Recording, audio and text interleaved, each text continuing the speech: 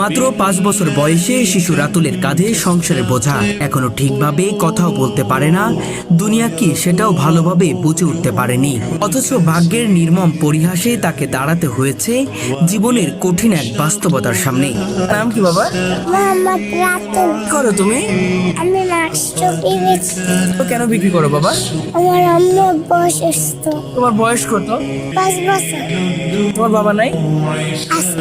উনি কি করেন? বাড়ি গিয়ে চালাতে পারে। ভারী কিছু করতে পারে না কেন? ওনার কি হয়েছে? পেটটা অপারেশন হয়েছে। সেই কারণে তুমি কাজ করো? মাথায় ছোট্ট টুপি, পরনে সাদামাটা পাঞ্জাবি, আধো আধো কণ্ঠে ক্রেতাদের ডাক দিচ্ছে সে। আসসালামু আলাইকুম মামারা, একটা নামাজের টুপি নিয়ে যান, মাত্র 30 টাকা। কখনো বসে কখনো দাঁড়িয়ে তার কোমল দুই হাত ব্যস্ত থাকে মাস্ক ও টুপি বিক্রিতে।